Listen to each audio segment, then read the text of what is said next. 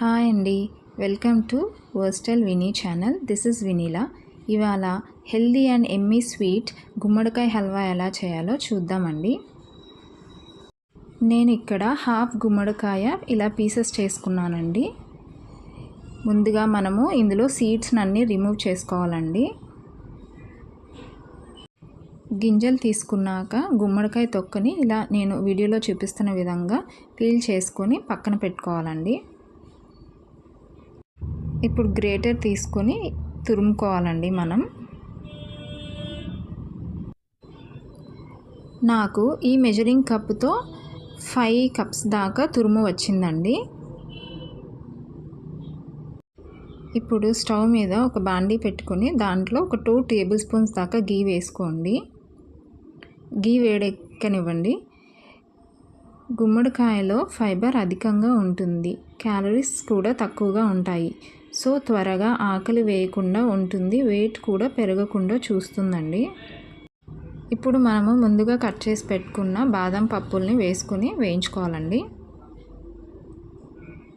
ఇవి కొంచెం సేపు దోరగా వేయించుకోవాలండి. ఆ తర్వాత మనము ఒక 10 నుంచి 15 జీడిపప్పులు చిన్న ముక్కలుగా కట్ చేసుకుని అవి కూడా వేయించుకోవాలి. ఇప్పుడు అలాగే కొన్ని కిస్మిస్ కూడా యాడ్ చేసుకోవాలి. ఇందులో యాడ్ చేసుకొని 3 మంచిగా దోరగా వేగే వరకు ఉంచుకోవాలి.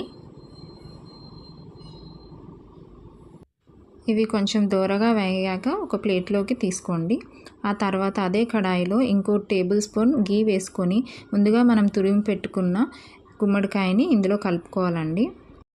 కిడ్స్కి అప్పుడప్పుడు ఇలా కర్రీ రూపంలో కానీ స్వీట్ రూపంలో కానీ ఇస్తే వాళ్ళకి కాన్స్టిపేషన్ ప్రాబ్లం ఉంటే దానిని కూడా దూరం చేస్తుందండి. ఇప్పుడు మనం మధ్య మధ్యలో కలుపుకుంటూ ఉండాలండి. కొంచెం ఇది దగ్గర పడేంత వరకు, ఇది మగ్గేంత వరకు ఇలా మధ్య మధ్యలో కొంచెం గీ కూడా వేసుకుంటూ దీన్ని మగ్గనివ్వాలండి. నాకు 5 మెజరింగ్ కప్స్ దాకా గుమ్మడికాయ తురుము వచ్చింది కదండి. సో దానికి తగ్గట్టు ఇక్కడ 2 మెజరింగ్ కప్స్ దాకా నేను బ్రౌన్ జాగరీ పౌడర్ తీసుకుంటున్నానండి. అందుకే నాకు ఇలా కలర్ వచ్చింది బ్రౌన్ షేడ్లో. ఇప్పుడు అంతటా కలిసేలా కలుపుకోండి. బెల్లం వేసాక పలచగా అయింది కదండి. దీన్ని కొంచెం మనం అప్పుడప్పుడు తిప్పుకుంటూ దగ్గర పడేలా చూసుకోవాలి.